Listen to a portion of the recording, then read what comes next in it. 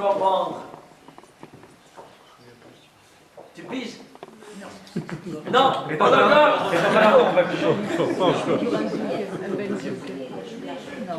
Alors? Il lui faut toujours un benzoug. Alors?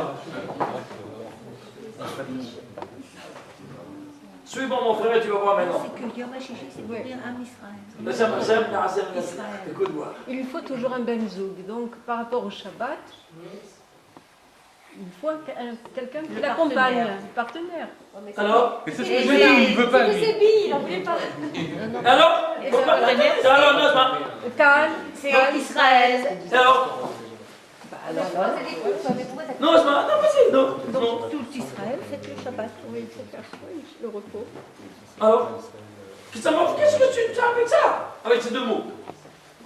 C'est pas Regarde! Écoutez-moi bien. Cette poignée-là, qu'est-ce qui relie toute la création au Shabbat? La dernière lettre. Oui ou non? Ah, c'est sa dernière lettre? C'est le point de conjugaison de la matérialité avec la spiritualité. Oui ou non? Oui. Très bien. Alors, si tu prends cette lettre-là, je vais faire un son régulier, je vais de 7 lettres. 1, 2, 3, 4, 5, 6, 7, ça trouve un shin de mon Hashabai. Encore, son régulier de 7 lettres. 1, 2, 3, 4, 5, 6, 7, un resh de Baharet. Encore 7 lettres. 1, 2, 3, 4, 5, 6, 7, Aleph de Tsebar. Encore 7 lettres. 1, 2, 3, 4, 5, 6, 7, Lamed de Elohim. Ça vient Israël en son régulier de 7 lettres. Voilà, c'est ça.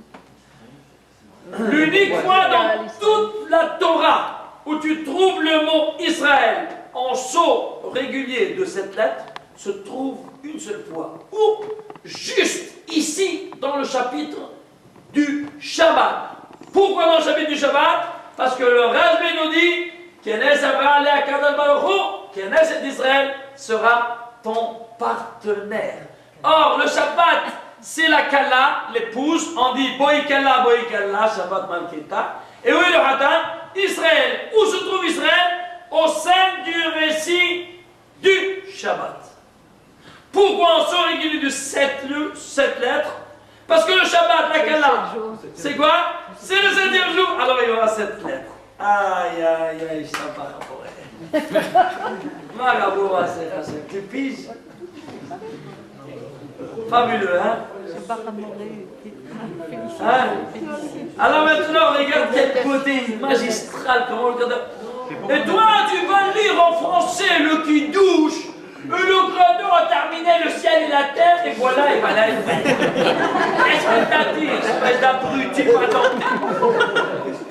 Tu as annulé tout le message divin, tout le secret de ce qui douche là. Tu piges? C'est intraduisible.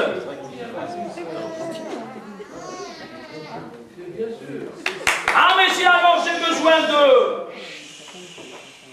j'ai besoin de yod, je prends hashishi, je fais réfléchir dans un mot. Hashishi, ouais, oui ou non? Pourquoi je prends yod? Ah c'est du yod. Alors dis-nous le verset, yom hashishi. Qu'est-ce que j'ai besoin de dire encore un mot? C'est juste ou pas comme question? Oui ou non? Tu sais quelle est la réponse? Oui. Écoute-moi. Ici, on est en train de célébrer quoi? Un mariage entre le Hatan et la Kala. Le Hatan, c'est Israël. Et la Kala, qui c'est? Shabbat. Et qui c'est le rabbin qui unit le Hatan et la Kala? Ici. Akadosh Baruch Hu. Akadosh Baruch Hu, c'est lui qui fait le Siddur et qui fait maintenant les Kiddushim. Alors il doit être dans le scénario, Akadosh Baruch Hu, ici, dans ce même contexte. Où tu le trouves?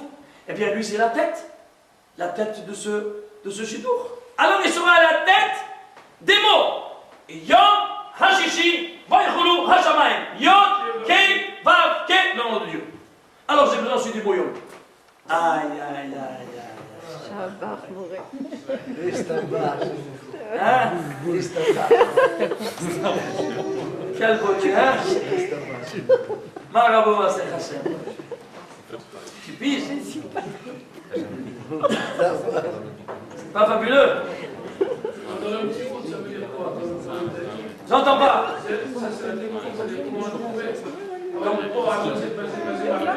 Comment tu as trouvé ça? Et la Hatouna, maintenant qui se fait comme il a dit ici, Rabbi Shimon Bar Yochai, en grand secret, dans une histoire enfantine, très naïve, il te dit tout ce que je viens de dire. En d'autres termes. Où c'est marqué dans le texte que ça veut dire qu'il est son partenaire? Mais là voilà, je vais te lire ici, dans le Zohar. Il te dit Knesset Amar le Akadosh Baruch Hu, Knesset Israël Hi Ben Zukra. Plus que ça. Si, c'est lui qui fait le Shidour, lui c'est le Chatran. Alors celui qui va faire le Kiddushi. Tu piges? C'est simple ou pas? What is the problem? Non. Weiter. On avance. On peut avancer. C'est admirable, hein? Il faut mettre cette photo-là au salon, comme ça. Hein? C'est quelque chose d'incroyable. Et quand on fait le kidouche, tu sais avec quoi on fait le kidouche? Avec du vin. Le vin. Et pourquoi on fait du vin et pas du jus de raisin? Vous savez qu'il y a une différence. Là, la Khadioui qu'on peut faire avec du jus de raisin parce que c'est ça qui est fait un café. Mais le soir, il te dit, il faut du vin, c'est-à-dire quoi? La différence entre le vin et le jus de raisin, c'est quoi? L'alcool. Ah, l'alcool. Alors, on voit quelle est la formule de l'alcool. L'alcool éthylique. Combien? C'est 2 H5 et le radical OH. Oui ou non? Oui ou non? Oui. Bon, on va voir maintenant un peu. Voilà, c'est 2H. Vous savez que chaque atome il a des électrons qui pivotent autour de nucléo atomique.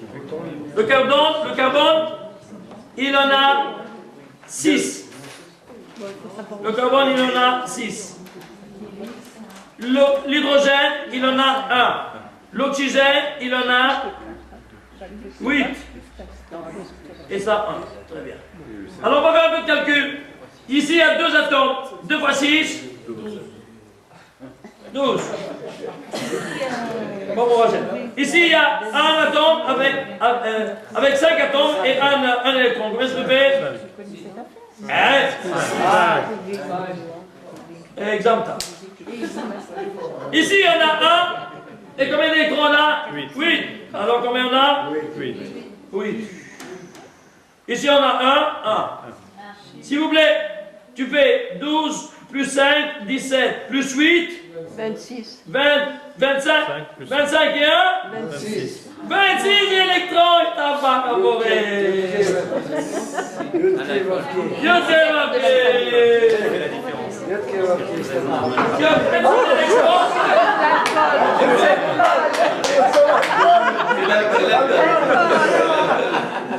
Électrons, tu dis. T'as 26 électrons dans ton verre. Tu comprends pourquoi il te faut du vin? Tu as un verre atomique. Une bombe atomique tu as mis dans ton verre de kidouche. Je te fais maintenant une bombe à l'hydrogène. Tu veux voir une bombe à l'hydrogène? Regarde mon frère. Tu exagères. Attends, alors selon ta chita, je ne prends pas le vin. Qu'est-ce que je vais faire? Je vais prendre le whisky ou le mahia. Le quadron, il a aussi l'alcool éthylique, donc tu as aussi 26. Oui. What is le problème? Je peux faire aussi le kidouche avec la mahia. Oui, pourquoi pas? Et Le soir te dit yaïn. Seulement yaïn. Et pourquoi yaïn et pas autre? C'est simple, regarde. Yaïn, il est interrelationnel avec les 26 électrons. On a dit que seulement les 26 ans doivent être dans du mot qui s'appelle yaïn. Pourquoi? Combien c'est yaïn? 10 et 10, 20 et 50? 70. Très bien. Alors, 70.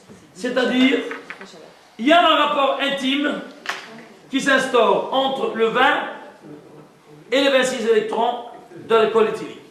C'est-à-dire, le alcool éthylique doit être seulement dans le 20 et pas dans une autre chose.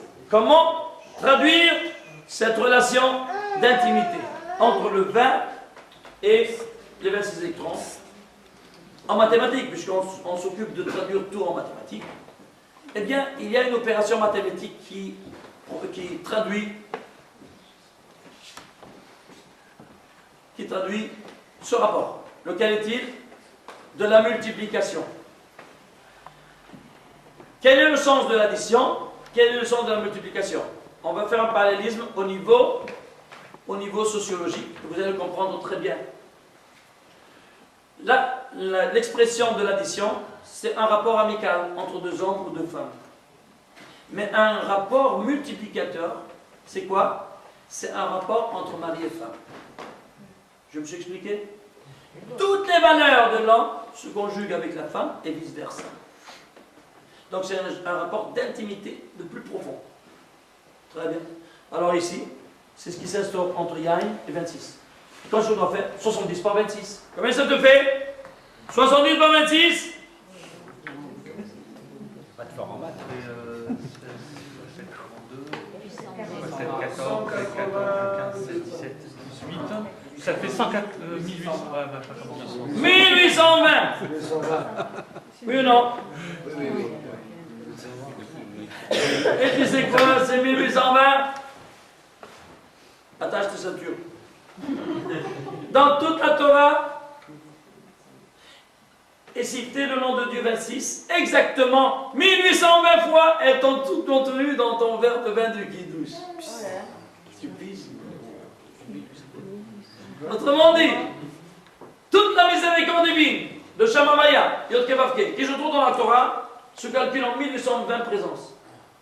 Et toutes elles sont présentes par allusion dans ton verre du Yayin, du Kiddush. Toute la présence divine miséricorde de la Torah, elle se trouve en ce moment présente à sanctifier le mariage entre Am Israël et la Shabbat. Tu piges, quel moment formidable, absolu. Est-ce qu'on n'est pas dans le réveil? Hein? Est-ce qu'on peut voir ça dans le réveil par rapport à ça? Tu peux aussi. Vraiment. Tu as fait dans ton Kiddush avec toutes ces dimensions. Tu vois de la présence divine, tu vois la Shekhinah. Tous les noms de Dieu qui sont présents, il vient en ce moment sanctifier le mariage qui se fait avec le Kiddush. Que c'est le Seder Kiddushim qui se fait entre l'Israël et le Shabbat. Tu piges? Et elles sont toutes renfermées dans un, comment ça s'appelle? Un kéli. Kos. Combien ça vaut Kos? 86. 86 c'est Elohim. Elohim c'est quoi? C'est dinim, rigueur. Alors, by definition, le Kos c'est quelque chose de limitatif. Et tout ce qui est limitatif, c'est rigoureux. Alors que le Rabbi c'est toujours débordant. Alors toute la miséricorde divine qui est renfermée dans la Torah, elle est limitée par une rigueur. C'est pas bien pour nous. Comment on va neutraliser cette limitation et cette rigueur? C'est pas suffisant. Il y a toujours contenu. L'eau sert à de la couleur rouge du vin, que le vin doit être rouge.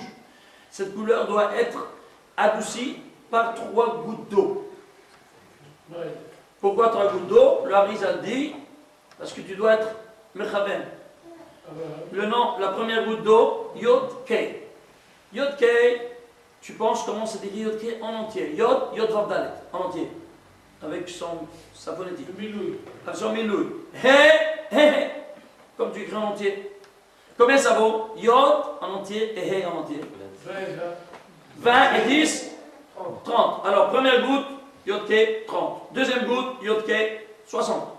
Troisième goutte, Yod Kei, 90. Combien c'est Maïm, Gimatria Maïm? Même 40. Yod 10 et même 40, total 90. Yod Kei. Tu piges? Alors maintenant, ça c'est pour adoucir la couleur rouge. Mais je n'ai pas adouci la rigueur de Kos. Qu'est-ce que je fais? je vais prendre l'élément de l'argent, argent massif. Pourquoi l'argent? Parce que l'argent a une caractéristique de malléabilité. Tu ne pourras jamais faire un couteau, la lame de couteau je parle, pour tuer avec de l'argent. Parce que si tu fais ça, essaye, ça se casse. Oui ou non? L'argent se plie. Ça se plie. Ça se plie, ça se casse, ça ne coupe rien du tout. Donc cette malléabilité est l'expression de quoi? D'un midat rachamim, qui est présent avec la nature de l'argent. C'est pour cela donc qu'on va prendre un kos en argent massif. Pas en silver plated de l'argent trempé. Non, tu ne dois jamais te tromper toi-même. Parce que si tu prends un argent trempé, eh bien, tu fais un contre-bracha. Pourquoi? Vous savez que on ne peut pas prendre, dit le Ben Ishraï, une fourchette en acier, en fer, et piquer par exemple un fruit quelconque et faire une bracha. Pourquoi? Parce que le fer, c'est un objet de mort. Tu fais un couteau, tu fais une épée avec. La bracha, c'est une source de vie. Tu ne peux pas dire tenir un objet de mort en disant quelque chose de vital, de vie. Ce qui fait donc, qu'est-ce que tu dois faire? Alors tu as 3 solutions. Avec les doigts. Ou prendre avec les doigts, à condition que tu as fait l'étila, si c'est mouillé. Ou bien alors, tu prends une fourchette en argent massif, ou bien tu prends une fourchette rat permis en plastique. Ouais, toujours pour le plat. C'est clair? Donc, le kos en silver plated, jette-le à la poubelle, dès que tu reviens à la maison. Ok? Alors, on prend le kos en argent massif. C'est pas suffisant. Chasser mitou kadin, mais je dois encore faire une autre opération. Nous dit la risa, tu dois l'attraper comme ça. Pourquoi comme ça? Tu sais pourquoi? Tu sais dans ta main combien des os tu as? Si tu fais un calcul, j'ai ici les radiographies, mais ça c'est une conférence sur Tselem Adam, Tselem Elohim, chez Livrav et Tselmo Kiboto. Ici tu as 14 phalanges, tu peux les compter. 14, les phalanges de doigts. Alors 14 c'est combien? Quelle lettre c'est? Yod, Dalet, c'est Yad. C'est pour ça que tu dis Yad. 14. Vous comprenez? Oui. Mais on ne peut rien faire avec une main. Avec 14, j'ai pas de la force. Avec 2 mains, j'ai de la force. 28. 14 contre 28, traduis 28 en lettres. Koa. La force. Mais qu'est-ce que tu as ici? Ici, tu as 5 métataxes.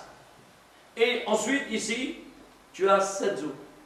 Total, 14 et 5, 19. Et 7, 26. Alors qu'est-ce que tu as? Tu vas entourer, Yod Kevavke toujours dans ta main. Tu vas entourer la rigueur de l'externe et de l'interne. Milligarde ou millibar pour dominer la rigueur de l'interne et de l'externe de cette miséricorde. Alors tu vas mater cette miséricorde pour toute la semaine. Qu'elle ne domine pas sur toi. Comment?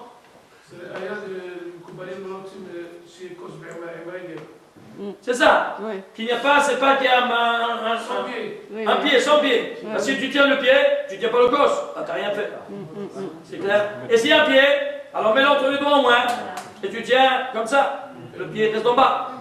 Tu dois tenir le cos pour être de dominer le cos, parce que le cos, c'est pas le verre, c'est le cos, c'est le récipient, le kilimètre.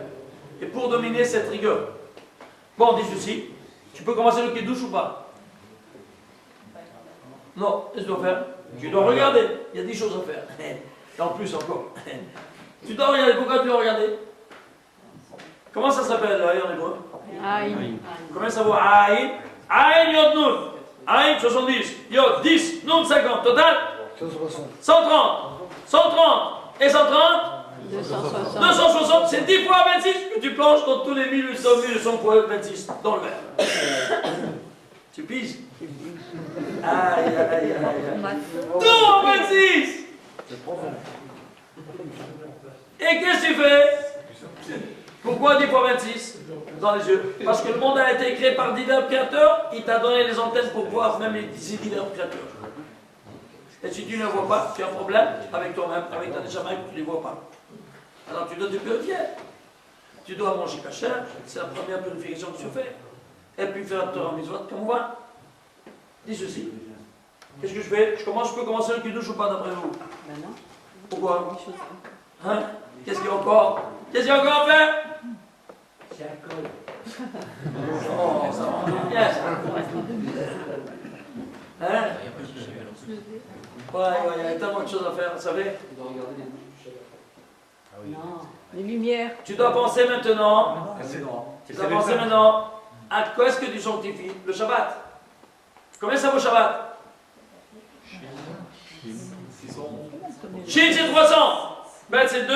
Tam c'est 400. Total 702. Divise 702 en 2. 351. Pourquoi je divise en 2? Tu sais pourquoi? Parce que le Shabbat, il a une double attitude que tu dois adopter, une positive et une négative. Tu dois sanctifier le Shabbat d'une manière positive en allumant des bougies, en faisant les chalot, en allant au mikveh, en allant au Beth Knesset, en faisant ça, patati patata. Et ne pas faire, négative, d'abstenir des 39 travaux. Donc tu dois sanctifier le Shabbat d'une double manière. C'est pour ça que tu dois séparer ces 702 en 2. Alors, qu'est-ce que c'est 351? Tu sais c'est quoi?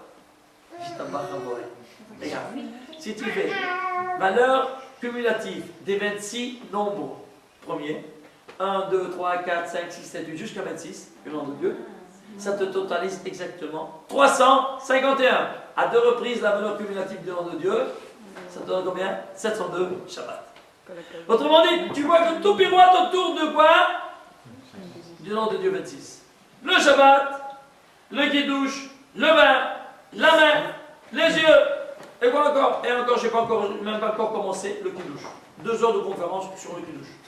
Donc, ce n'est pas la conférence de ce soir. Alors, on arrête là-dessus.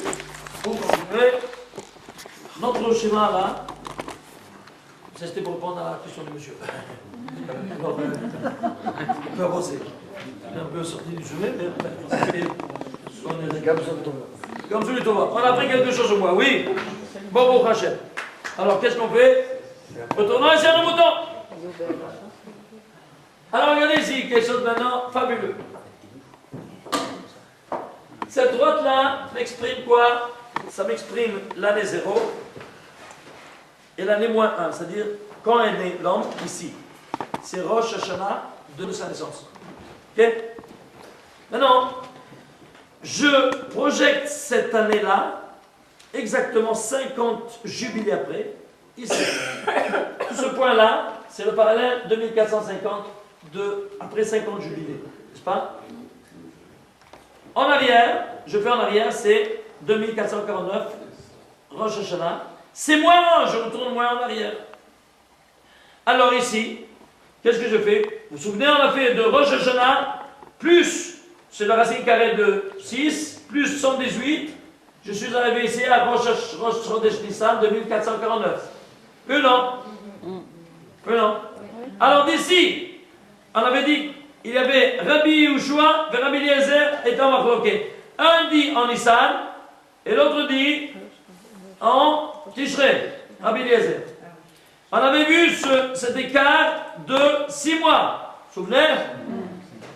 Alors, s'il y a 6 mois d'ici, il y a également ici. Donc d'ici à là, on a 50 jubilés. Le renouvellement du monde se fait toujours en jubilé.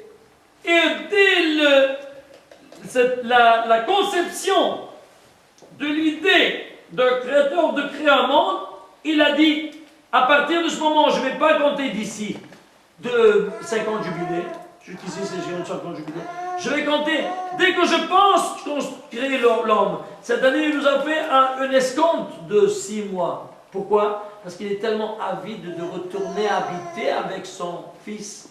Alors il a dit, pourquoi attendre tellement? J'ai déjà programmé, j'ai déjà l'idée de le faire, il est conçu. Alors à partir de ce moment-là, je peux déjà faire 50 jubilés, faire le renouvellement du monde et venir habiter déjà à cette date et pas à la fin de 2450. C'est clair? Voilà donc qu'on est arrivé à démontrer cette chose-là. Et maintenant je veux savoir qu'est-ce qui se passe avant 2449. Bon, c'est le 6 Sivan, la Matan Torah. Voilà. Ici nous avons reçu Matan Torah, à ce point-là que vous voyez. 6 Sivan 2448. De Shavuot jusqu'à Rosh Hashanah, tu sais combien de jours il y a? Il y a exactement 112 jours. Cet intervalle, c'est 112 jours. je veux le projeter ici, à moins 1, encore moins dans la deuxième année, théoriquement, hypothétiquement, à moins 112. Qu'est-ce qu'il y a à moins 112? Qu'est-ce que c'est ce 112 là? Vous savez c'est quoi? Traduisez 112 en lettres. 3 lettres. 100, c'est Kouf. Kouf Yudbet, c'est quoi? Traduire, Kouf Yudbet, c'est Yabok. C'est quoi Yabok? Ma'avar Yabok. Ça vous dit rien, Ma'avar Yabok? C'est le fleuve que Jacob, il a passé dans la nuit. Il a senti qu'il y avait des mauvais esprits sur ce rivage. Il y avait de la rigueur. Il a passé ce rivage, 112, ça 112. Il a passé ce rivage, ici il y avait Rachamim. Il a passé tous ses enfants, toutes ces femmes-là. Et puis il s'est rendu compte qu'il avait oublié des parimtanim, des petits récipients. Il est retourné en arrière, il s'est fait attaquer. Il s'est fait attaquer par qui? Par Malachot Shel Esav, comme ça c'est pas écrit Malachot Shel Esav, bon. Sarosh Shel Esav qui est venu pour l'attaquer. Et c'est pas lui qui l'a attaqué. Tu sais, non. Tu sais qui est la terre? Michael. Le Malach Michael qui l'a attaqué. Comment c'est possible? Le Malach Michael, c'est notre ange défenseur. Comment il vient nous attaquer? Comment il vient d'attaquer? Tu sais combien, pourquoi? Si c'est un ange défenseur, combien il va m'attaquer? C'est paradoxal ce que tu dis. Il a reproché de venir chercher ta famille. Oh, non, pourquoi? Non, non. Non. Il te protège toujours. Qu'est-ce qui vient t'attaquer? Tu as un avocat. Et l'avocat il t'attaque, c'est plus ton avocat. C'est paradoxal? Mais non. Comment on comprend ça? Écoutez-moi. Il vient et il l'attaque parce que, c'est écrit, comme vous savez, que le Malach Michael, il a un visage de lion. Et le Malach de Esav, c'est le Samerman, s'il a un visage de chien.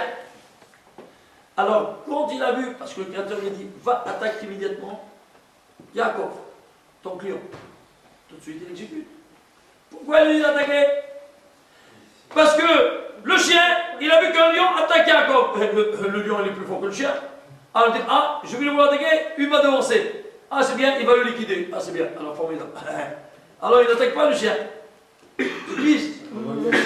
Il y a un tahboula de combat. Seulement, allez, j'étais en train de lutter avec Yaakov, le lion. Alors il voit le chien arriver. Il dit, qu'est-ce que tu fais ici? Tu vois pas que je suis en train de lutter avec lui? Et si moi j'arrive pas, toi tu veux y arriver? Alors faut comprendre, c'est pour ça qu'il a découragé. Mais en fait, pourquoi il a attaqué? Parce qu'il lui a dit, attends, tu as été Mikaïam ton Neder? Tu as dit quelques versets avant, et tout ce que tu vas me donner, la dîme, je te la donnerai. Tu as eu 12 enfants, tu as en donné aussi le massacre de tes enfants? Non. Hayamita! Alors je t'attaque. Bon, maintenant, sachez que quelqu'un qui fait un neder, il ne l'accomplit pas, il est Hayamita. Mithayab ben Afshot. Ah, le Talmud dit qu'à cause des Nédarim qui n'ont pas été accomplis, que les enfants meurent dans leur jeune âge. Ou les enfants petits, ou la femme même. Tu entends ça? Jamais faire de vœux. Quelqu'un qui va se faire un Néder de donner, c'est comme un Néder. C'est pour ça qu'on doit toujours dire les Néder. Mais si tu montes sur la Torah, tu dis, va payer immédiatement ça parce que tu es en danger de mort. Vaut mieux que tu ne dises pas, que seulement vous dire pour moi, ah, je donne $1000, mais tu ne les donnes pas. Bonne minute, c'est clair? Voilà donc que tout de suite il comprend sa faute, il n'a pas donné le maaser de ses enfants, alors tout de suite il fait le compte, il enlève le maaser, il dit prends, il sait, Lévi. Comment il fait? Il enlève les quatre aînés, des 4 femmes, qui connaissent l'Ikol Lévi, ça va être en 14, il en reste 8. Allez, les amis, tous en 8 comme ça. Alors, Shimon, Lévi, c'est 8. C'est pas? Il les compte. Et puis, c'était 8. Le 9 de nouveau, c'est Shimon. Le 10e, c'est Lévi. Paf, il enlève le 10e. Et il le donne. Il dit, prends. Michael il monte devant le trône céleste et il dit voilà, il a accompli son éder, donc je ne peux plus l'attaquer. Alors voilà, le Créateur dit Yahir Etzon, que tu puisses me servir en bas, comme Michael me sert en haut. C'est-à-dire quoi? Que tu sauras, Michael, c'est le Kohen Gadol dans le Beth Amikdash Shemala. Et il lui dit, il ressemble que tu sois le Kohen Gadol Mata. Ah, il entend ça, il dit, ouais, on veut me prendre mon job. Pourquoi? Il ressent une kin'a, une jalousie. Tout comme les anges ont senti une jalousie envers Moshe qui vient prendre la Torah. Il dit, comment un homme de chair et d'os, il vient prendre cette Torah sainte? Qu'est-ce qu'il fait ici? Il voulait brûler, toujours brûler. Qu'est-ce qu'il dit, le Créateur? Arras Bikitsi. Attrape mon trône céleste, et réponds-leur. Et qu'est-ce qu'il dit? Est-ce que vous avez, vous, un père pour boire l'oreille? Non. Alors, c'est écrit qu'il y avait un mère et des mères. Et c'est écrit l'otessa, tu peux tuer. L'otigno, tu peux voler. Non. Alors tout ça, c'est donné à nous. Comme ça, il a pu répondre. Donc, il a ressenti une kin'a, les anges. De la même sorte, Michael, il ressent une kin'a qui veut prendre son job. Alors, qu'est-ce qu'il va faire? Il descend en bas, il veut le rendre pasoul à la Keuna, Yaakov Avinu, parce qu'il était le Kohen Gadol. Qu'est-ce qu'il fait? Il lui donne une tapée sur la hanche et il le rend inapte. Comment? Il le rend soléa. Comment on dit soléa? Boiteux. Et vous savez qu'un Kohen Gadol, il ne peut pas avoir un défaut. Un moum corporel. Il a été pasoul la Keuna. Il a rendu pasoul la Keuna. Là, il était content. Ça, c'est alors il s'est arrêté. C'est clair? Bekitsu. Ici donc, qu'est-ce qu'il lui donne à ce moment-là? Il dit, je ne te laisse pas si tu ne me bénis pas. Quelle bénédiction il lui donne? Israël. Tu ne t'appelles plus Jacob, mais tu t'appelleras Israël. Et quel est le rapport Israël avec tout ce qui se passe? Je te donnais, j'ai exécuté moi mon éder. Maintenant, qu'est-ce que tu veux de moi? Ben voilà, ça c'est ta. La réponse c'est bien Israël. Comment ça va Israël? Regarde, c'est fabuleux. Regarde. Si tu prends ici le mot Israël, Israël, prends les deux premières lettres et les deux dernières lettres. Qu'est-ce que c'est? Yesh, El. Il y a un Dieu. Ta fonction dans le monde sera de dévoiler et de démontrer au monde entier qu'il y a un Dieu. Comment? Combien ça vaut Yesh? 310. Combien ça vaut elle? 31. 31, 310, combien c'est? 360. Maaser. Avec le maaser que tu as accompli, tu vas démontrer qu'il y a le Créateur. Je t'abbarre à Boré. 70 moins. 31, c'est un dixième. 31 à 310, c'est pas un dixième. C'est 10 fois plus. C'est-à-dire en extrapolant le maaser. Ça, c'est le maaser. Il y a un Dieu. À travers le maaser, tu vas démontrer qu'il y a Yesh. Tu piges? Et le reste? Ah, tout le monde question le reste. Bon. Ça, c'est une longue conférence. Oui. C'est le roche. C'est le saut du maaser. J'ai 6 heures de conférence sur le saut du maaser. Bon, écoute, tu as posé cette question, je vais essayer de répondre vite. Le reste. Pour ne pas te laisser sur la table. C'est pas roche? Hein? Roche? Ça vaut 200. Et qu'est-ce que ça rentre avec le roche, avec tout ce maaser? Dans Maaser et PA, c'est écrit Kol mi sheyesh lo 200 lo yitol. Je traduis. Tous ceux qui ont 200, ils n'ont pas droit. À quoi? En résumé, à la coupa de la staka de la communauté. C'est-à-dire, qui a 200 quoi? 200 zouz. C'est-à-dire le SMIC, celui qui a droit, qui a le statut de pauvre, de la pauvreté, il a de 0 zouz jusqu'à 199 maximum, alors il a droit à la Sedaka. 200, il n'a pas droit. Alors, jusqu'à 199, zouz, il a droit à la Tzedaka. Combien ça vaut le mot Tzedaka? Ça dit 90. Dalet, 4. Ça fait 94. Ouf, 100. 194. Hey, 5. 199 boules. Tu dis Tzedaka, tu dis le nombre de zouzim que tu dois avoir dans ta poche. Tu piges? Quel est l'équivalent des zouzim? Hein? Aujourd'hui, les Bon, hein, avec l'inflation, ça va. C'est les SMIC.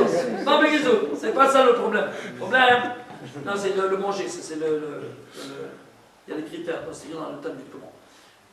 Mais Kitso, entre 199 et 200, il faut un sous. Alors tu vas comprendre maintenant la suite. Il y a une Gemara qui nous dit Yerushalayim lo nivdet el la tzedaka. Jérusalem ne va se rédimer qu'avec la tzedaka. C'est-à-dire qu'elle est pauvre. Oui, elle est pauvre. Pourquoi? Elle a été appauvrie de quoi? De sa richesse. Quelle était sa richesse? Le Bet HaMikdash. Bet HaMikdash, c'est la richesse de Yerushalayim. Si elle n'a pas. Alors on est là, on étudie, quand tu t'auras, tu as le mais le Bet HaMikdash, c'est la richesse de Yerushalayim, tu es d'accord avec moi? Oui. Alors s'il n'a pas, c'est qu'elle est appauvrie de sa richesse. Eh bien, comment tu vas faire le Bet HaMikdash? Avec les tourmentes, Maasarot. Très bien. Alors c'est-à-dire qu'elle est dans le statut de pauvre, donc elle est dans le statut de 199. Oui ou non? Oui. Combien il manque pour ne plus être pauvre? Un quoi? Zouz. Combien ça vaut le mot zouz? Zain, vav, zain. Zain, 7 plus 6 plus 7. Total 7 plus 6. Zouz. 14 plus 6, 20. 14 plus 6, 20. Un zouz 20 à 200. Combien ça fait? C'est Maaser. Le Maaser de nouveau. Aïe, aïe, aïe. Fiche. Tu vois? Hein? Alors dis ceci, il reçoit ici, tu as compris maintenant pourquoi il reçoit le mot Israël? Parce qu'il a donné son Maaser à Michaël. Maintenant qu'est-ce que tu veux de moi? Alors maintenant je te donne maintenant quel est ton statut. Ton titre c'est Israël, tu as donné le Maaser. Et avec ça, tu vas démontrer quel créateur au monde. Tu piges? Alors, dis ceci, qu'est-ce que tu as? Tu as que ici tu veux la rigueur, et ici tu as la miséricorde. La rigueur est exprimée par quel nom de Dieu? Elohim. Combien ça va Elohim? 86. Et là, la famille, c'est 26. 26 plus 20. 86 plus 26. Combien ça te fait? 112. Alors c'est Yabok, c'est 112. Tu piges? C'est clair? Alors, s'il a eu ici le nom d'Israël, il a eu son titre de gloire. Et lui, il sera quoi? Celui qui va illuminer le monde en disant qu'il y a Dieu. C'est la lumière du monde. Mais la lumière, quand elle a été créée, viens voir ici. Regarde quand elle a été créée. Regarde. Ça, c'est la naissance de l'homme. Mais la naissance de l'homme a été au 6e jour. Quand a été créé, quand Dieu a dit, Vayom Elohim Yehi Or, Chaf Elul. Le 25 Elul. C'est clair? C'est le paramètre de la lumière, 25 Elul. Parce que 5 jours auparavant. Oui ou non? C'est pour ça que si c'est la naissance de la lumière le 25 Elul, le Happy Birthday to you de la lumière sera un autre 25 qui se lève. Tu piges? Alors celle-ci, ici c'est la lumière. Alors d'ici à là, c'est le mètre de mesure, la longueur d'onde de la lumière, parce qu'ici tu reçois ton titre de gloire sur ce rivage du temps. Et ici, il s'allume, elle se crée. Alors, combien de jours il y a d'ici à là? D'ici à là, il y a combien là? 355 jours. 354 virgule. Si tu enlèves ici 5, ça te fait 349. Plus 112, ça te fait 461. 461, c'est la longueur d'onde de la lumière. Et c'est en même temps la longueur d'onde d'Israël. Très bien. Alors tu vas prendre le plan de la création universelle qui est la Torah, et tu dois me trouver au 461e mot de la Torah ton nom. Sinon, va te coucher. Sinon, ça ne veut rien dire. C'est clair? C'est clair ou pas? Prenez. Où c'est le 461e mot de la Torah? Regardez ici. Ça, c'est le 434e mot. 435, 36, 37, 38, 39, 40. Voilà, vous le comptez. Il y en a ici. Qui mon Shabbat Nicole Menorte Shabbat le Kimason? Ce mot qui, c'est quoi? 461e mot de la Torah. Et où c'est Israël? C'est un mot qui? Alors oui, qui est? Hein? Dis-moi. Israël. Dis-moi. Qui me dit que c'est pas Israël? Ou c'est Yaakov? Chouada. Yaakov, c'est Israël. Ah, tu as une belle imagination, mon frère. Puis Bisrat. Ou bien, je ne sais pas, il y a un tas de noms qui commencent par Yod. Tu comprends que tu ne me satisfais pas. Oui ou non? Et de toi-même, tu ne te satisfais pas. Tu n'es pas content de ta réponse. J'en suis sûr. Alors qu'est-ce qu'on va? On se cache? Ou bien on cherche plus? Regardez. On retourne en arrière. C'est pas ça, on retourne si en tu arrière. fais tu comptes 50 lettres en arrière, tu trouves un chine de la cheville. 50 lettres en arrière, tu trouves un flèche de l'arrêt. 50 lettres, un Aleph en chair, 50 lettres de Lamed, ça sort Israël en saut régulier de 50 lettres. La question qui se pose, pourquoi un saut régulier de 50 lettres? Première question. Deuxième question, pourquoi en arrière? Troisième question, pourquoi dans le 466e mot? Quatrième question, pourquoi dans le mot qui? Cinquième question, pourquoi dans le yod? 5 questions, pas de réponse. Si tu n'as pas de réponse, on va te cacher quand même. C'est un heureux concours de circonstances statistiques. Ils sont chanceux, ces barbus. Tu vas me dire, ouais. Qu'est-ce que tu vas me dire? Eh bien, mes chers frères et sœurs, il y a une réponse qui va mettre knock-out toutes ces 5 questions. Une seule et unique réponse. Laquelle est-elle? Ce schéma dont on a vu précédemment. Première question, on avait dit quoi? Pourquoi 50 lettres? En arrière. Parce que, non, pourquoi 50 lettres? Parce que si le renouvellement du monde se fait, où ça? En 50 jubilés. Pourquoi en arrière? Parce qu'ici, qu'est-ce qu'on a fait? On est retourné en arrière de moins 112. Alors, en arrière, le nom d'Israël sera, tu vois, il est passé en arrière, il est retourné en arrière. Oui ou non? Il est retourné en arrière, oui ou non, dans le Yabok? C'est vrai.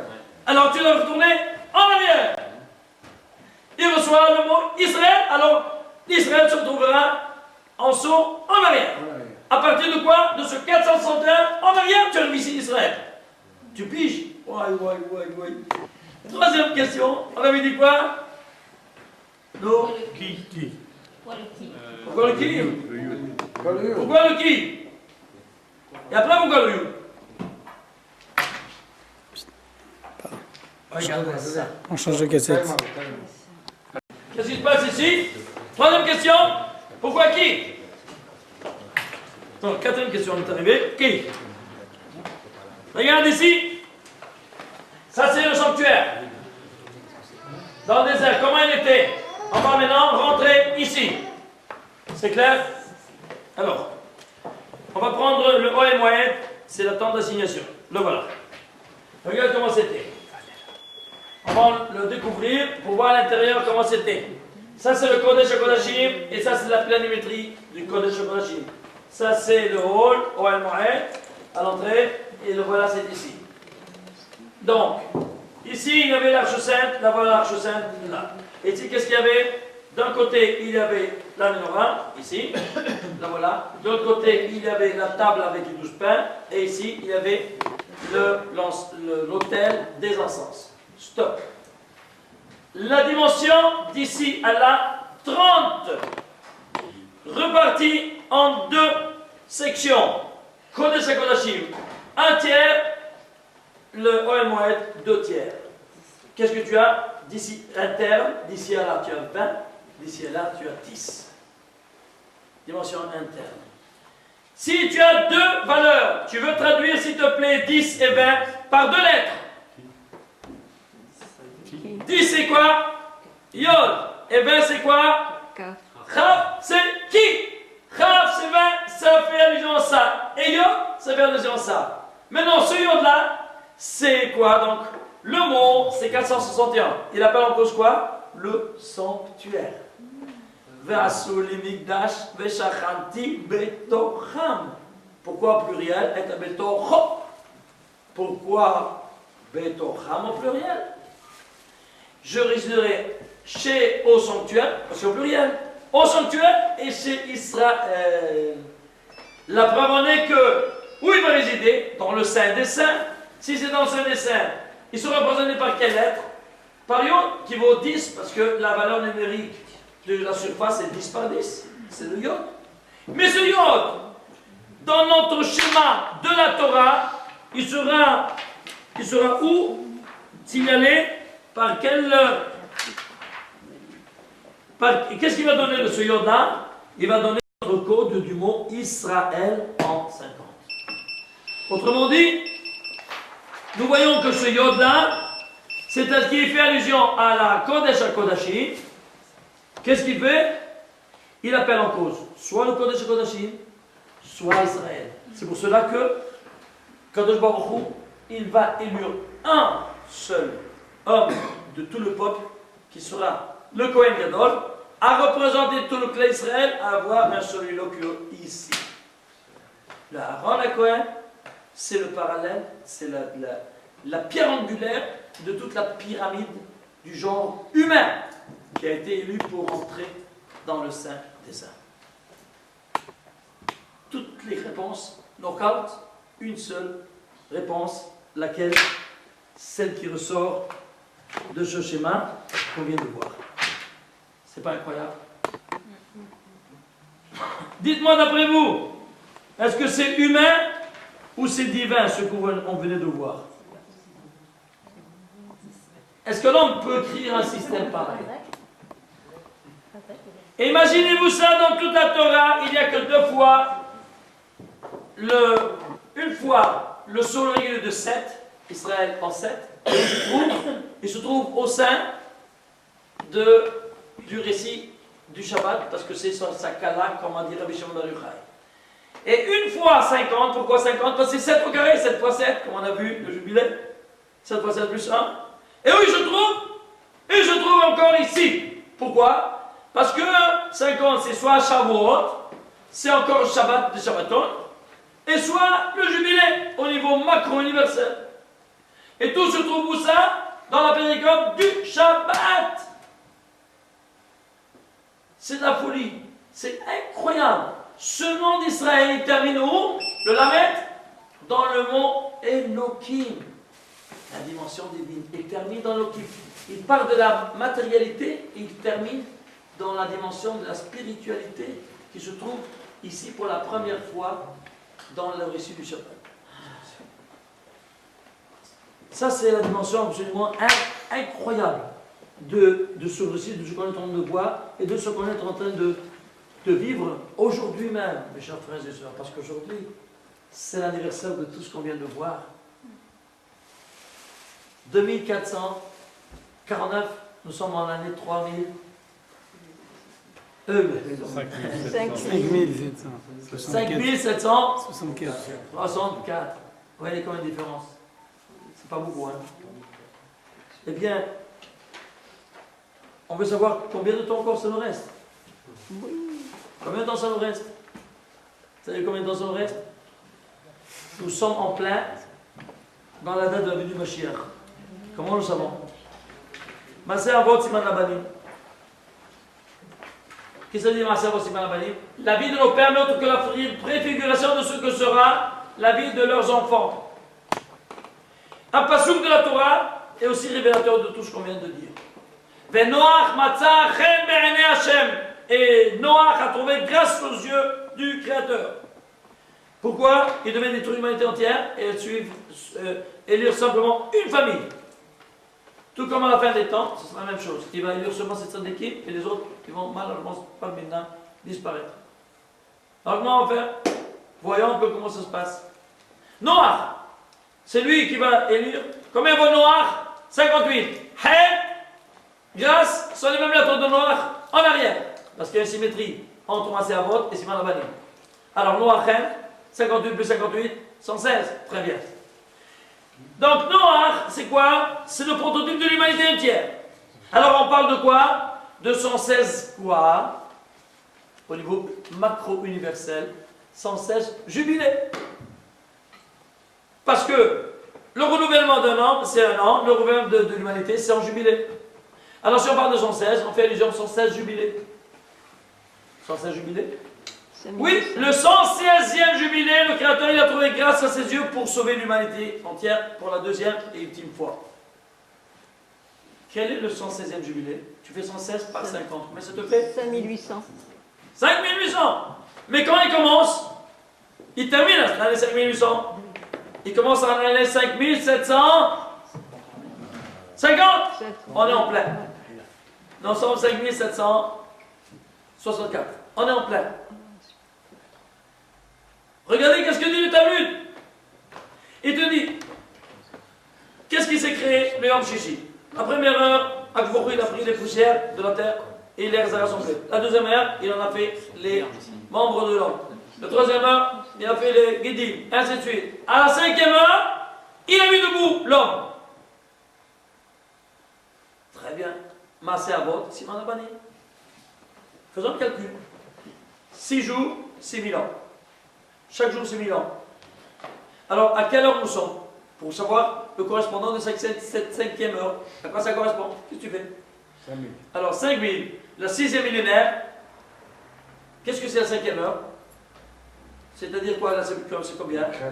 C'est 12 heures de la nuit, plus 5 heures du jour. Ça fait la 17e heure. Oui, non? Oui. Bon, fais le calcul. Pourquoi la 17e heure? C'est pourquoi?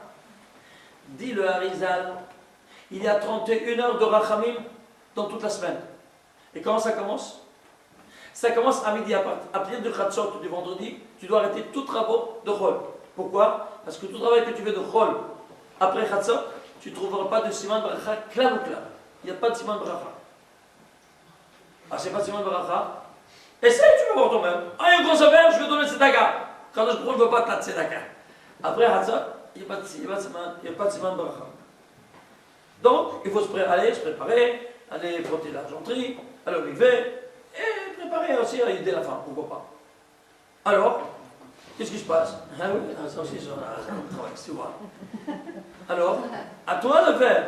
Rabbi Meir, c'est lui qui mettait la table. Pourquoi? C'est un honneur pour l'homme d'aller frotter les orteils, faire les choses nécessaires pour le Shabbat, parce que c'est tout en honneur de la Shabbat Malketa. Alors, il disait, il n'y a personne qui doit faire, c'est que moi qui dois faire ces choses-là. Pourquoi? Tellement il avait, c'est chaviv à la préparation du Shabbat. Eh bien, il nous dit le Rizal, ça c'est le zénith de la sainteté qui commence à prendre du Hatzot. C'est comme l'éclipse solaire qui est totale à midi. Mais quand elle commence, 1 heure avant. C'est la pénombre, une éclipse partielle qui commence 1 heure avant. C'est-à-dire quoi? À 11 heures, c'est-à-dire à la 5e heure du jour. C'est pour cela que 24 heures plus 7, ça te fait 31. Alors 31 heures de Rachamim, c'est pour ça que c'est écrit Quel Melech Yoshev al Kisei Rachamim. Combien ça vaut quel? 31. 31 heures, Yoshev al Kisei Rachamim. 31 heures, le Créateur, il s'assoit sur le trône de Rachamim. Qu'est-ce qu'on a dit avant? Il y a 31 heures de miséricorde dans le monde. C'est pour ça que c'est écrit Quel Melech Yoshev al Kisei Rachamim. Alors, voyons un peu de calculer. En siècle, on a des 5000 jusqu'au jeudi soir. C'est 5000 ans. 5 jours. Le 6e, alors, 12 heures de la nuit, plus 5, on avait dit, c'est 17. 1000 ans, c'est 24 heures. 12 heures, 500. 6 heures, 250. Donc, 12 heures de la nuit, 500. Plus 6 heures, plus 250 jusqu'à Khatzot, Ayom, c'est combien? Ça te fait 5750. Faisons 1 heure avant. Comment t'en fais? Tu divises 1000 par 24. Combien ça te fait? 41,67. Va en arrière de l'année 5750, en arrière 41, combien ça te fait? 41,68. C'est-à-dire, tu veux le calcul 42, et puis en diminue quelques mois. Combien ça te fait? Diminue 48. 5708. 42, pardon, 42. 750. 5708. Tu sais, ça correspond à quelle année? 1948. L'année de l'indépendance de l'État d'Israël. Il a mis debout. Qui? Adam, à l'époque. Tout comme à l'époque il a mis Adam à la création du monde, nous dit le Talmud, ainsi ce sera à la fin des temps. Il donne l'indépendance aux Juifs quand? À la 5e heure. À la 17e heure du jour, l'année 5708. Si tu calcules 41 virgule et le virgule, tu enlèves les mois 700 boules. Comment ça? Rodéchia, le mois et le jour de la déclaration de l'indépendance d'Israël. Quand c'était écrit ça? Vendredi. 2000 ans de ça, c'était écrit. Comment ils ont vu ça? Qui a reconnu ça? Les nations du monde. Est-ce qu'ils savaient le Talmud des nations du monde? Ils ont chanceux ces barbus? Qu'est-ce que tu vas me dire? Hein? Alors voilà donc comment c'est avancé Malabani? Très bien. Alors regardons notre exemple. En Misraïm, on était en Égypte. Et on était esclaves seulement à partir du moment que le dernier des 12 frères est mort. Qui a été le dernier? Lévi. Si Lévi est mort, ils ont commencé tout de suite les durs esclavages. Si tu fais le calcul, il a vécu 137 ans, tu fais le calcul combien il en reste jusqu'à la sortie d'Égypte. Ça te fait exactement 115 ans que Minyan a le nom Azazel. Le diable. 115 ans. À la 116e année, se sont déroulés tous les 10 plaies, un après l'autre, un chaque mois, et qui a abouti à la plaie dernière des Makot Bechorot. Alors, qu'est-ce que tu vois? À la 116e année va se dérouler la délivrance.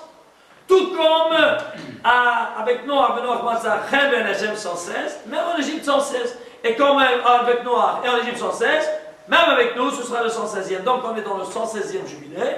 Et dans ce 116e jubilé, maintenant, il faut calculer combien ça dure. C'est 10 mois. C'est 10 mois par rapport à l'arc de Nan. Et on va savoir, si tu calcules, que je ne donne pas des calculs. Eh bien, le Mashiach viendra. Ça, c'est le deadline. Il peut venir bien avant. Si on est méritant. Et sinon, il y a un deadline. C'est clair? Ouais. Si il vient et on n'est pas méritant. C'est la pire des choses. Ah oui, hein? Parce que là, alors là, c'est Bedin. Et c'est pas Berachmim Balmina. Alors dis ceci, on va voir maintenant alors ce parallélisme entre, et on termine avec ça, entre ce qu'on vient de dire et la création du monde. On a ici deux schémas. Le schéma de la Briat Haolam, la création du monde, et ici, Rosh Chodesh Nissan 2449. C'est écrit le protagoniste du jour qui était ici, Adam. Le protagoniste de Chanukah de Mishkan qui c'est Aaron. Donc Aaron c'est le parallèle d'Adam. Oui, non, c'est le Kohen Gadol. Qu'est-ce que c'est Aaron? Nous dit le Megavele Amukot. Aaron, c'est les initiales de Adam, Harishon, Rosh, Nivraïm. Adam, le premier homme, le chef de toutes les créatures. Typique. Et quand tu appelles Aaron, en français, tu dis Aaron. T'as compris Aaron? T'as compris? Tu vois ce que c'est Aaron? En hébreu. Qu'est-ce qui cache chaque chose? Les mots ne sont autre qu'une couverture d'une réalité métaphysique bien plus importante de ce que tu es en train de te décrire dans les mots. Rappelez-vous toujours ce principe. Alors dans ce cas-là, qu'est-ce qu'on a? On a que dans cette paracha d'Adam Arishon, il y a eu 10 mauvais, il y a eu un décret de mort, et il a perdu. Caïn a tué Abel. Ici, la même chose. Un décret de mort, Nadav et Abihu sont morts. Il est rentré Abel avec un enfant, celui-là avec 2 enfants. Et pourquoi? Parce qu'ici, Nadav et Abihu, qui sont Nadav? C'est le Gilgoul de Caïn. Et qui c'est Abihu? C'est le Gilgoul d'Adam. Abihu, son père. Pourquoi les appeler comme ça? Le Dieu Ben Israël, tu sais qu'est-ce que tu as fait? Tu as fait une inversion de nom. C'est dangereux. Et c'est pas du tout recommandable de faire une chose pareille. D'appeler le premier aîné que tu es né au nom de ton beau-père et le deuxième au nom de ton père. Tu dois avoir nommer ton père avant ton beau-père. Et si tu fais l'inverse, Ban Minan et Kbeda, tous les deux morts, meurent, comme il a dit le Ben Israël. Qui c'est le premier, il a dit, il a appelé en Nadab. Pourquoi Nadab? Au nom de son beau-père. Elisheva bat Aminadab. Alors il a appelé au nom de son beau-père Nadab. Et l'autre, Abi ou son père? Il a appelé au nom de son père. Abi ou le père de qui? d'Aaron. Il a fait cette inversion, il a manqué de respect à son père. Tous les deux sont morts. Tu entends ça? Ouais, qu'est-ce que c'est Kibbutz Davar? Eh bien, deuxième donnée. Qu'est-ce qu'il y a dans la paracha de Adam Arishon? Il y a une ochel de moutar et un ochel assour. Oui ou non? Mina Aït Sada, ochel tochal. מכל העץ הגן אוכל תאכל, ומעץ הדעת תובלה לא תאכל ממנו כי ביום הולכו לא תמות. Dans la même chose qu'il y a ici qu'est-ce qu'il y a? Il y a la diète alimentaire. Qu'est-ce qui est permis? Qu'est-ce qui est défendu? Qu'est-ce qui est mouta? Qu'est-ce qui est assou?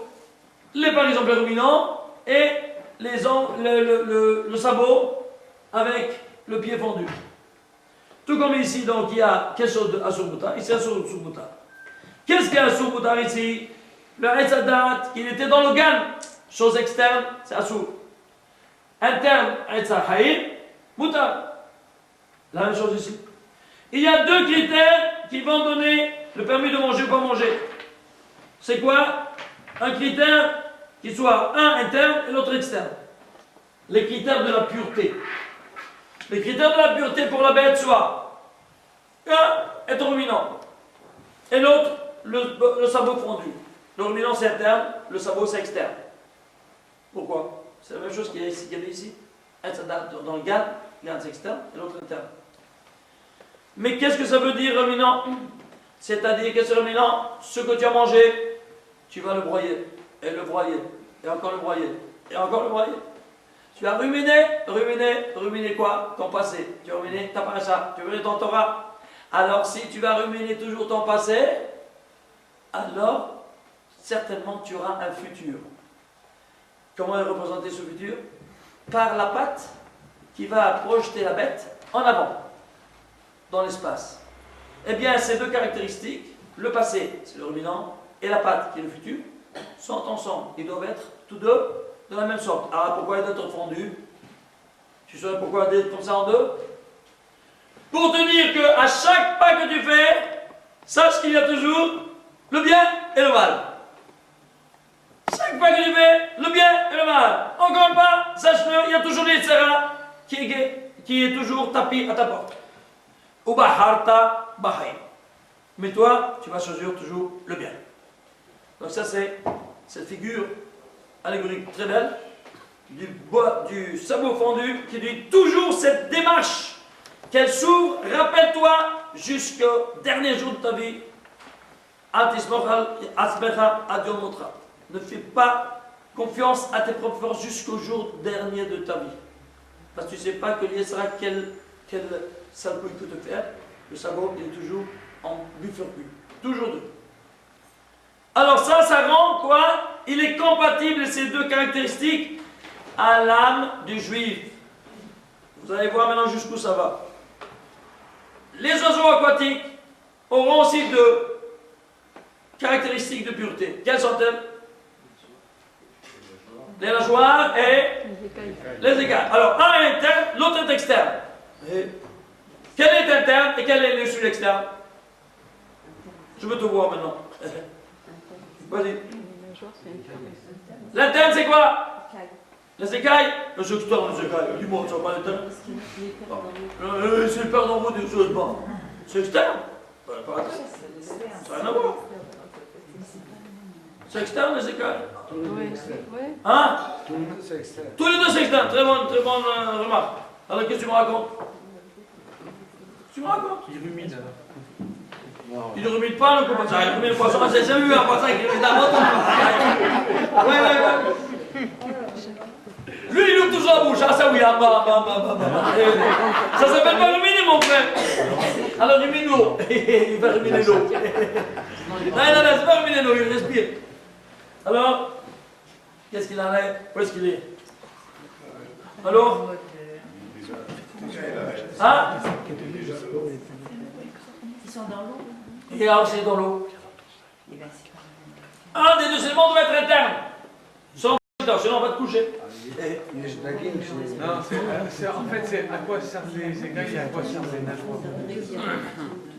Je ne sais pas, dis-moi-toi. Il y a des poissons quand on sort de l'eau, les écailles ils sont bas. Et alors? Ça c'est externe. Et même si ça s'en va, C'est l'externe.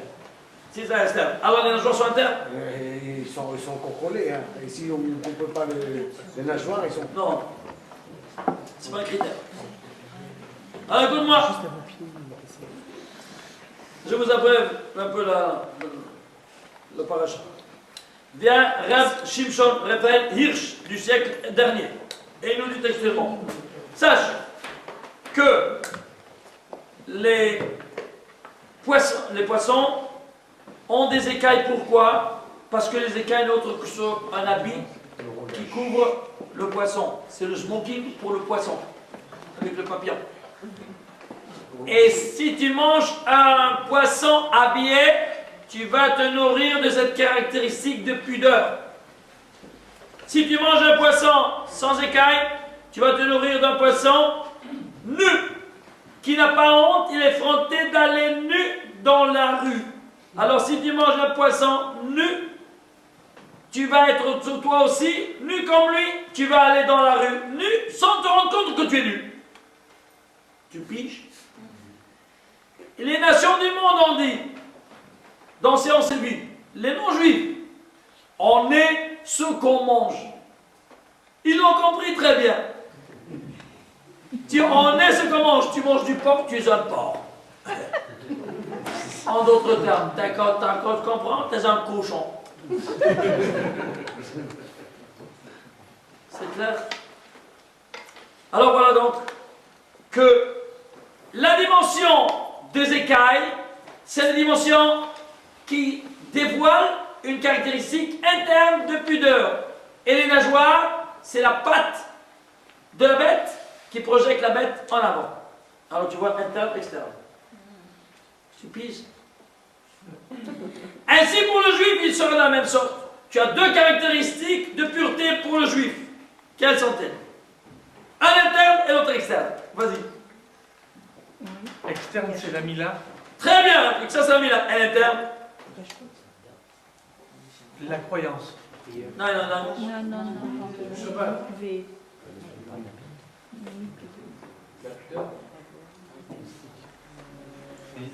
Cœur. Le cœur. Écoute, ça, tu vois ça, ce sont des choses qui dévoilent quelque chose de concret, biologique. J'ai besoin d'une donnée biologique.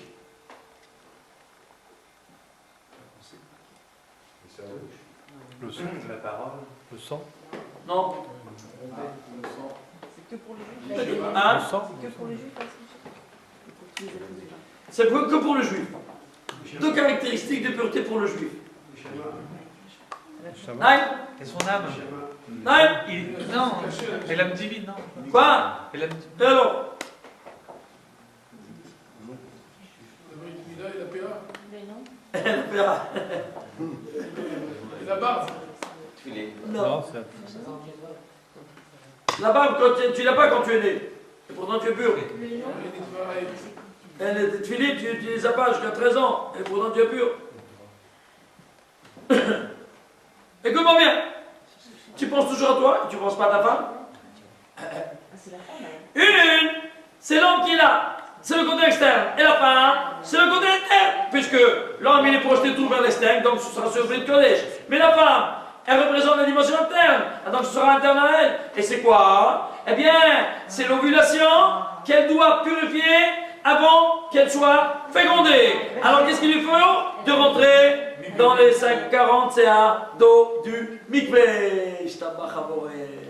Alors, une interne, c'est l'ovulation qui doit être purifiée par le mikvé, et l'autre c'est externe, le Brit Kodesh. La preuve en est que quand toi tu prends un non-juif qui se convertit au judaïsme, qu'est-ce qu'on lui fait? Le Brit Mila c'est pas suffisant. Si tu fais le Brit Mila, il n'est pas encore juif. Qu'est-ce qu'il lui faut?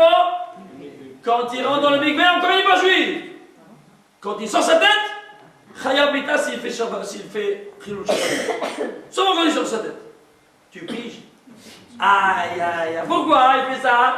Parce que sa maman n'a pas été au mikvé.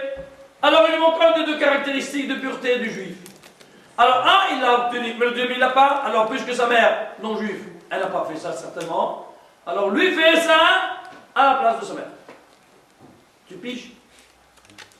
Tu vas toujours respecter une interprétation à tous les niveaux. Et alors c'est ainsi. On peut continuer comme ça. Ici, il y a eu un corban que Akadosh Baruch Hu, il n'a pas accepté.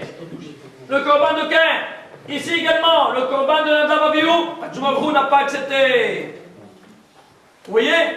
Corban non accepté, corban non accepté. Vous voyez? Et qu'est-ce que c'est que ce corban? Ben Akaïn, Ben Milhato, Lo Sha'a Kadosh Baruch Hu. Et ici, de la même sorte, il n'a pas accepté, il est mort. S'il n'a pas accepté, il est mort. Il n'a pas accepté, ils sont morts. Ouais. Alors maintenant, pourquoi ce corban-là? Qu'est-ce que c'est que ce corban? La finalité du corban, c'est quoi? Ça, c'est une longue histoire. Je ne sais pas si vous pouvez encore écouter encore ça. Hein? Vous voulez écouter? Ah, c'est fabuleux comme histoire. Une femme. Vous l'écoutez? Avec Nido qui douche, parce qu'on fait un petit qui douche. Si vous voulez le qui douche, bon, ici qui douche. Ouais, bon, un petit truc. C'est pas sur C'est Ouda. C'est pas Shabbat. C'est Ouda qui douche. On s'est compris. Bon. Bon. Après le... Alors écoutez. Vous voulez écouter ça ou pas? Oui. Ah, regardez. Caïn, c'était un grand ami de Choucher. Il avait le Streimel et le peu jusqu'ici. Les soquettes blanches. Il avait le capitaine pour. Il était tout. Il provenait des forces néfastes du monde, nous dit le Zohar. Il était imbibé de venin du serpent. Il était 99% mal et 1% de bien. Abel, le contraire. 1% de mal, 99% de bien. Mais si tu prenais le 1% de bien sur la place de la balance de Caïn et 99% de bien de la balance de Abel, le 1% de bien de Caïn l'emporte sur les 99% de bien de Abel. Tellement c'est intense. L'autre, Hevel, c'est quoi? Hevel, vanité, futilité. L'autre, il était un très grand ami de Haram. Alors il a compris, ce 1%, il a compris comment quelque chose devait se rapprocher de son créateur. Comment? Premièrement, tu dois couvrir tes nudités. Pour prier, il faut s'habiller. On ne peut pas prier nu, pas maintenant. Alors, il doit couvrir ses nudités. Comment il va faire? Lui était agriculteur. Alors il va donner du fruit de son terrain. Les Beri Adama. Qu'est-ce que c'est que les Beri Adama? Qu'est-ce que c'est? Zerapishtan. Pourquoi Zerapishtan? Il faut comprendre pourquoi. Parce qu'il a compris que le korban, c'est quoi? La finalité du korban, c'est quoi? Les karev. Korban, c'est la même racine. Akrava, ça veut dire les karev. Se rapprocher. Korban, rapprochement. Alors, la finalité de ce rapprochement, c'est quoi? Eh bien, de couvrir avec quoi? Avec le pishtan. Comment il a su? Prends la finalité du korban, c'est-à-dire l'être final du korban. C'est quoi? Korban. Prends, écris en entier. Kouf, resh, bet, nun. Et tu prends les finales. De kouf, la finale c'est pay. Resh, tu prends le chiffre. Bet, le terme et le nun. Nun, ça fait pishtan. Ah, il a compris, il donne le pishtan. Pishtan, le lin. Ce qu'il a donné. Tu te rends compte? Comme ça nous dit le Maharal de Prague. Ça, c'est sorti de Chabi. C'était un très bien Chamatsum, il a compris que la finalité, c'est-à-dire la finale, la finalité du Korban, c'est la finale du Korban. Prends, et tu dois. Et c'est pour cela que le Pishtan, sachez-le, quelqu'un qui s'habille entièrement de Pishtan, les forces néfastes et occultes, il n'a pas une chouli, ni Ainara, il n'a pas rien, il est mamache, on ne peut pas l'attaquer. Vous entendez? C'est incroyable, la puissance du Bishtan, nous dit le soir, c'est quelque chose de fabuleux. C'est pour cela que le Kohen Gadol, quand il rentre dans le Kodesh HaKodashim, de quoi il s'habille entièrement? Bishtan. Tu piges? C'est rapprochement. Finalité de rapprochement, il se rapproche au maximum au Kodesh HaKodashim, alors il s'habille intégralement en lin pur. La même sorte, Bar Minan, après 120 ans, tu entends? Quand on crève, on nous habille comment? Avec un Bishtan. Pourquoi on appelle ça le linceul? Parce que tu es tout habillé de lin, seul à 2 mètres sur la tête.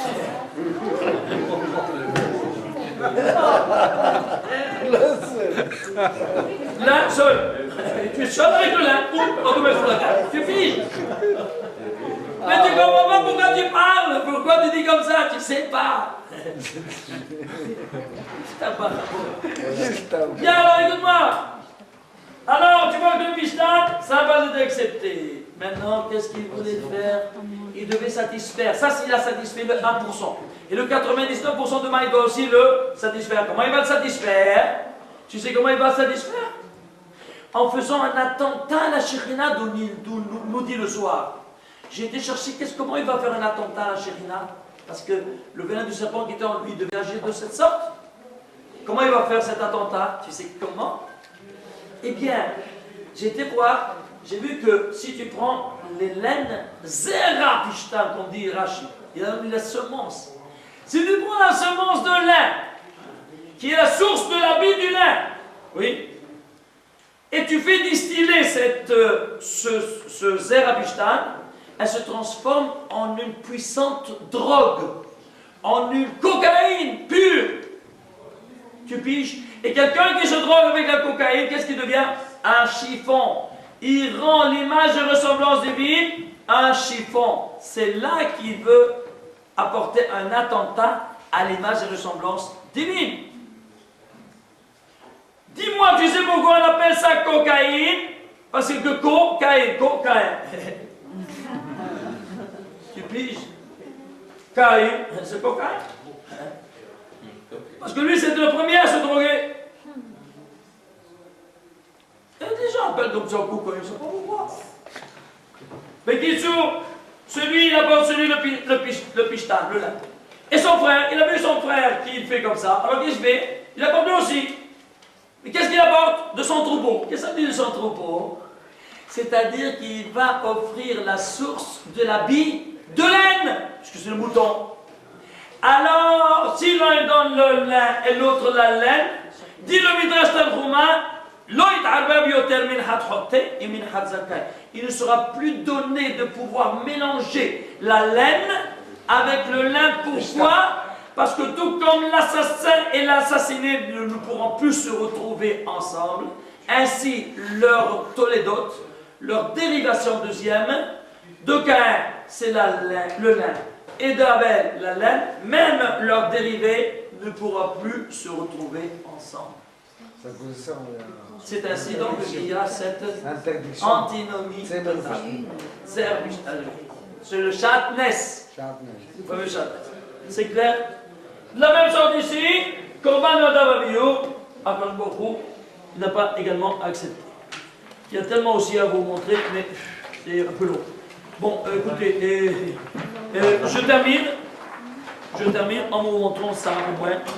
Le dernier mot qui dure 1 minute. Et après, le jubilé des jubilés.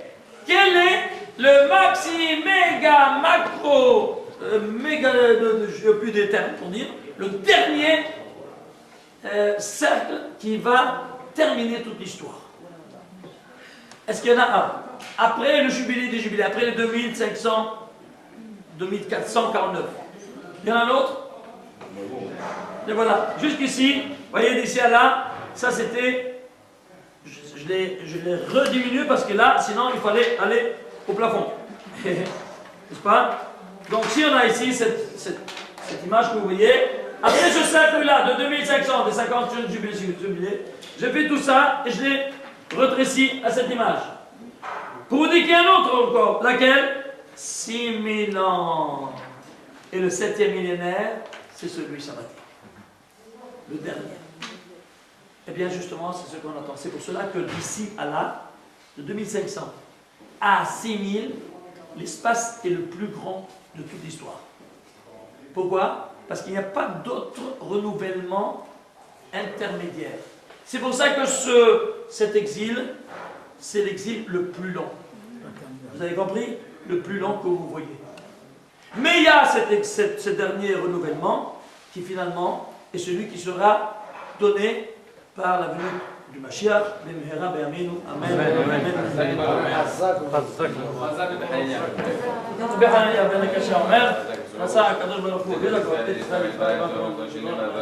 Amen.